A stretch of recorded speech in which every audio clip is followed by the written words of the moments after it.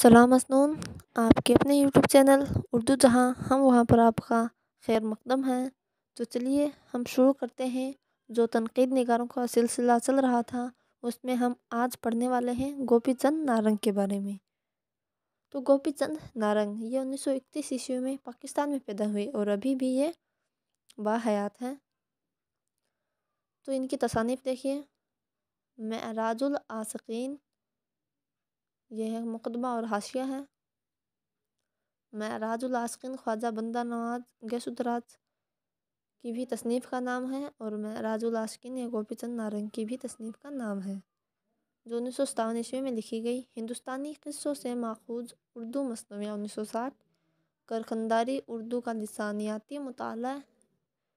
उर्दू के तालीम के लिसानियाती पहलू, अदबी तहरीरें, करबल कथा का लिसानी मुताला, अरमगान मालिक, अमलानामा, पुरानों की कहानियाँ,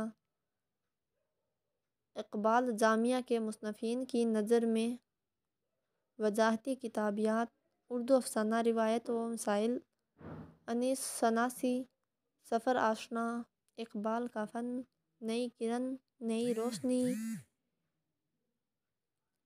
पढ़ो और बढ़ो, लुगत नवेसी के मिसाइल, असलूबियात मीर, उर्दू की नई किताब, अदबी तनक़ीद और असलूबियात, क़ारी इसास तनक़ीद, साख्तियात पस साख्तियात और मशरक़ी शहरियात, उर्दू माबाद जदीदियत पर मुकालमा।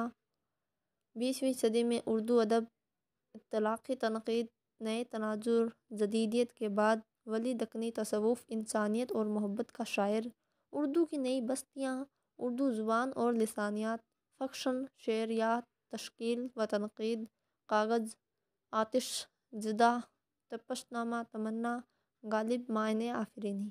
तो इनकी तसानीफ़ के नाम हैं। तो आज के लिए इतना ही, कल फिर मिलेंगे। अल्लाह हाफिज़।